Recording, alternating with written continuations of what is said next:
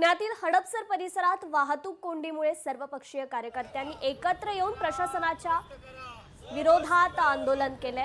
कार्यकर्त्यांनी नागरिकांची वाहतूक कोंडी सोडवण्याचा प्रयत्न केला। याचाच आढावा घेतलाय आमचे लोकशाही मराठीचे प्रतिनिधी चंद्रशेखर भांगे।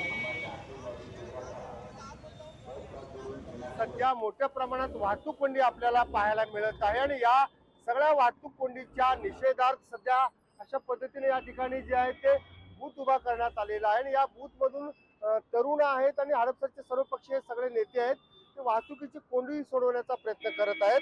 काय सांगाल अशा पद्धतीने उभं करून कोंडी सोडवताय? या ठिकाणी सर्व पीएमपीएल खरं तर उलट्या येतात, त्यांनी व्यवस्था केलेली आहे, परंतु त्यांनी खरं तर रविदर्शन कडून वळून आलं पाहिजे। त्याचबरोबर इथून उलट्या ज्या पीएमपीएल पुन्हा या चौकामध्ये घुसतायत त्यांनी सासवडवर वळून आलं पाहिजे।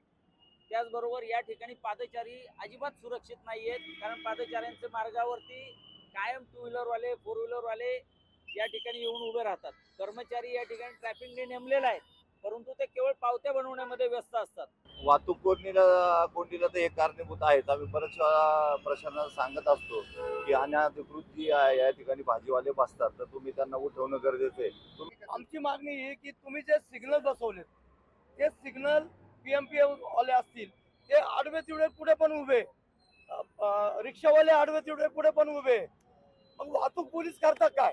माझी आताही प्रशासनाला हीच विनंती आहे की त्यांनीही अशा प्रकारच्या प्रोव्हिजन्स ठिकठिकाणी करावा ज्या चौकांमध्ये ट्रॅफिक जॅम वर्षानुवर्ष होत आलेला आहे।